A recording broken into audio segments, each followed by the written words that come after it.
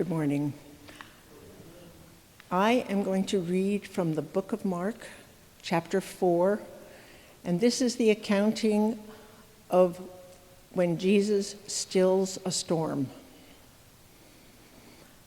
On that day, when evening had come, he said to them, "Let us go across to the other side." And leaving the crowd behind them, they took him with them in the boat, just as he was. Other boats were there with him. A great windstorm arose, and the waves beat into the boat so that the boat was already being swamped. But he was in the stern, asleep on the cushion, and they woke him up, saying, "Teacher, do you not care that we are perishing?" He woke up and rebuked the wind and said to the sea, "Peace, be still." Then the wind ceased, and there was a dead calm. He said to them, "Why are you afraid? Have you still no faith?" And they were filled with great awe and said to one another, "Who then is this, that even the wind and the sea obey him?" This is the word of the Lord.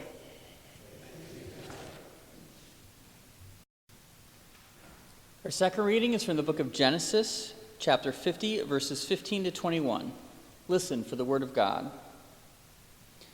Realizing that their father was dead, Joseph's brothers said, "What if Joseph still bears a grudge against us and pays us back in full for all the wrong that we did him?" So they approached Joseph, saying, "Your father gave this instruction before he died. Say to Joseph, I beg you, forgive the crime of your brothers and the wrong they did in harming you. Now therefore, please forgive the crime of the servants of the God of your father." Joseph wept when they spoke to him. Then his brothers also wept, fell down before him, and said, "We are here as your slaves." But Joseph said to them, "Do not be afraid. Am I in the place of God? Even though you intended to do harm to me, God intended it for good, in order to preserve a numerous people, as he is doing today. So have no fear. I myself will provide for you and your little ones." In this way he reassured them, speaking kindly to them. The word of the Lord.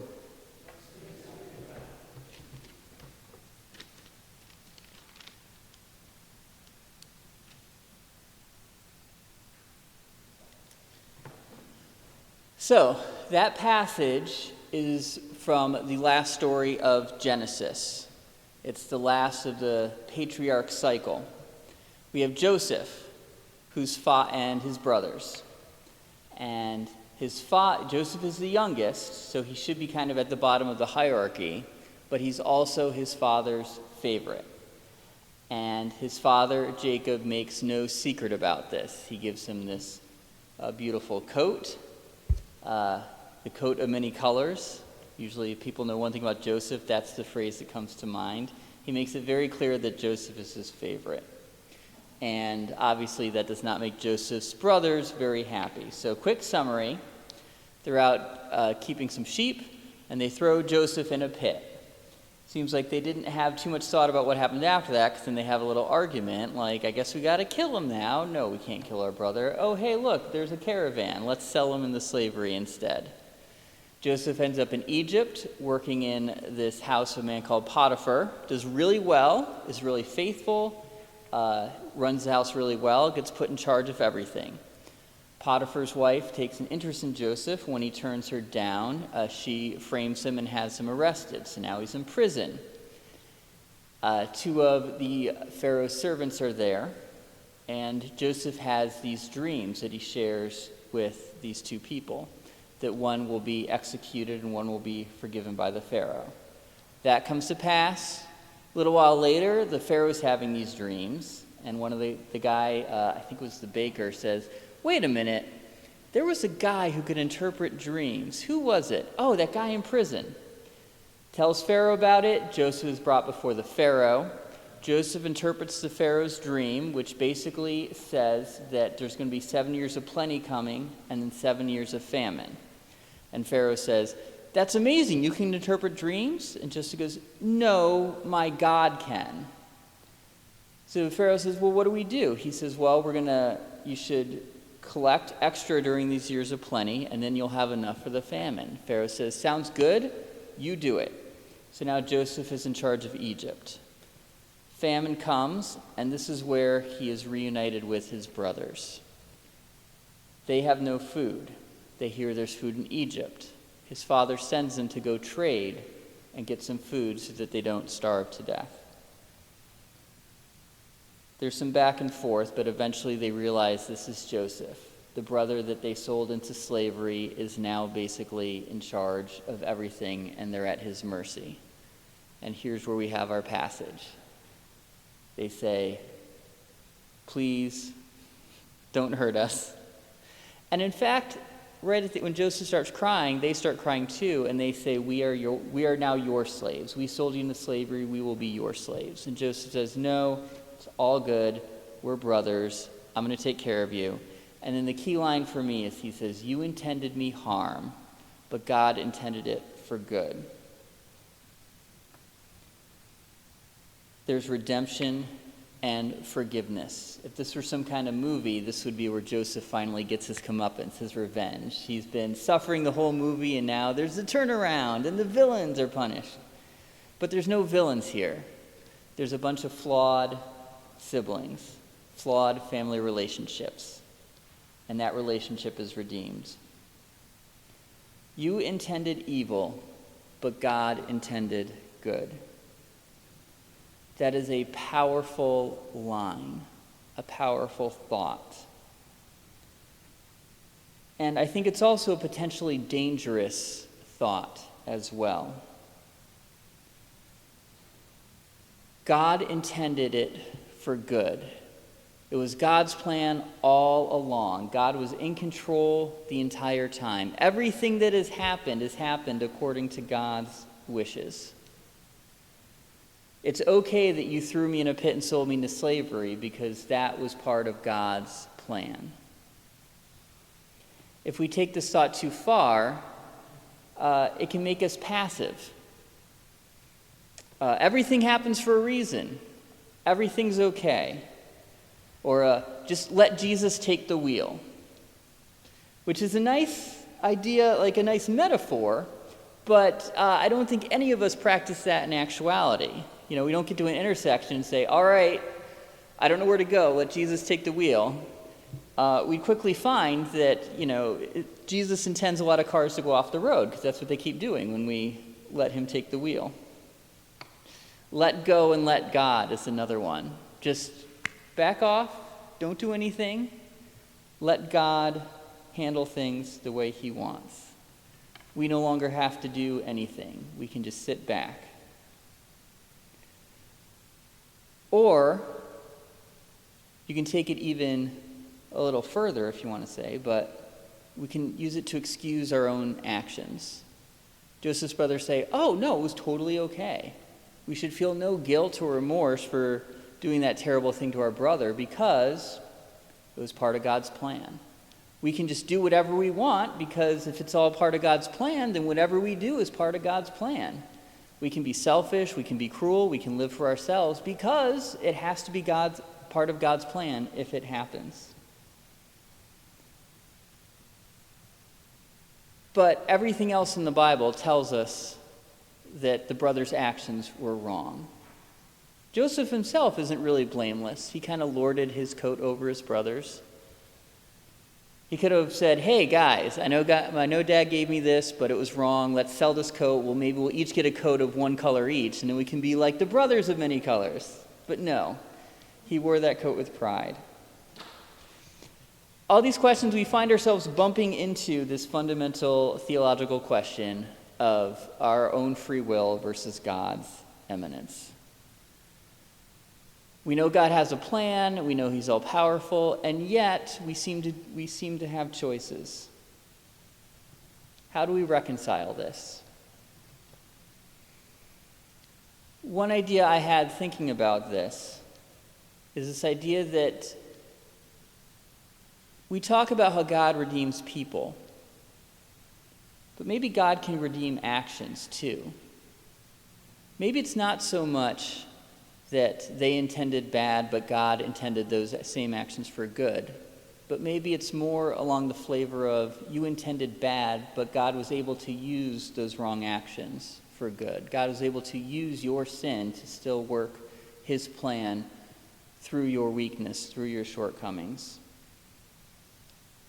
Maybe the path that Joseph took to being in charge of Egypt, maybe that path where Egypt had enough food to save his own people, but also the people around them from the famine. Maybe that wasn't the only way that could have happened.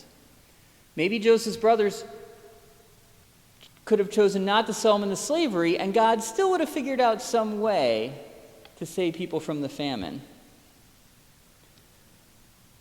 Looking at it this way, it's almost like, you hear this line in movies, like, all right, we can do this the easy way or the hard way. This idea that this is going to happen no matter what, and based on your choices, this can be an easy thing or a hard thing. Or like, you say with children, look, we're going there. You can either walk with me or I can carry you, but one way or another, this is happening. We can be friendly and easy and have a good time, or we can be kicking and screaming, but it's happening nonetheless.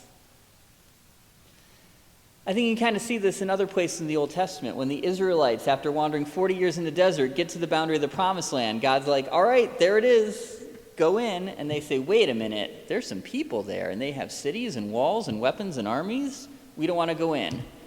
God says, all right, the hard way, that's cool. Wander for 40 more years, and then maybe your children will want to go in. But one way or the other, you guys are getting that Promised Land. I also thought of C.S. Lewis, one of his Narnia books called The Silver Chair. C.S. Lewis, quick summary, wrote these fantasy books that are really Christian allegories. And in this book, two children from England end up in this world of Narnia. And the Christ stand-in Aslan, this giant lion, gives one of them, Jill, these instructions. He says, I have this quest for you, and here's some instructions to follow, and you need to follow these instructions. And immediately she goes off the rails. At the end of the book, they still destroy the silver chair, rescue the prince, all this stuff, but things were a lot harder than they needed to be. They're told, when you see someone you know, immediately welcome him. But the other young man, Eustace, who's been to Narnia before, doesn't recognize his old friend because he's gotten very old, and they don't, and now they have to go off on their own instead of having help and supplies and backup. So on and so forth. She continually does not follow Aslan's instructions, thinking that they know better, they know what is going, and their journey is a lot harder. But in the end, even though they experience more pain and suffering and heartbreak,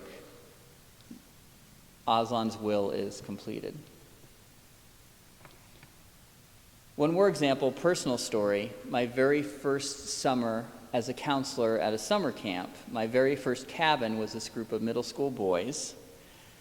And there was 4 of them that were all friends. They'd been coming to camp for a long time. 2 were just kind of there, kind of middle of the road. They'd been there once. And then one of those kids was just awkward as all get out. Really nice, but just kind of a magnet for all the teasing and everything from the rest of the cabin. And those 4 boys wanted to just do whatever they wanted. They didn't and they were always teasing the kid, and I had to be really hard on them. And finally, on Tuesday, after our rest time, I sent the 3 kids out, and I kept the 4 behind. And I basically said, look, none of us are having a good time. You say you want to have more freedom, but every time I give you a little slack, you run amok. So here's our choices. We can continue on like this. We'll get through the week, but we'll all be miserable. Or you guys can settle down, ease off on that other kid, and maybe we can have some fun. It's your choice. We're getting through this week one way or the other. We can either make each other's lives miserable, or we can follow the rules, respect each other, respect everyone, and actually have some fun. And things did turn around, and we ended up having a really good time for the rest of the week. In a way, you can kind of view all these as kind of this analogy. We can live life according to Christ's example, according to God's rules, and make each other's lives easier and have a lot of fun. Maybe even hasten God's kingdom on earth a little bit. Or we can do what we want. We're still going to get there, but the journey will be a lot more difficult. There's two sides to this. There's a comforting part. Often it's too easy to look at the world and it seems broken. There's so many problems going on. It's easy to lose hope, to despair. But it's important to have faith. We're kind of like the disciples in that boat in that New Testament passage. There's a storm, we're all going to die. And Jesus says, do you not know who you're with? I'm Jesus. Stop. See, we're all good. Sometimes it's easy to kind of look at the world we live in, or even look at all the troubles we're going through in our lives and say, that's it, it's done. Every man for himself, we're all going to die. And God says, don't you know who's in charge? It's me. So it's important to remember to have faith. No matter how things bad seem, no matter how many pits we get thrown into, no matter how many turns our life takes, God is still in charge. On the other side, there's a warning for us too, though, because we do have a role to play. We can work with God, we can work for God, or we can live our way and inflict a lot of stress, grief, and pain on those around us. We can treat others with kindness, or we can treat them with indifference. We can care for our environment, or we can exploit it.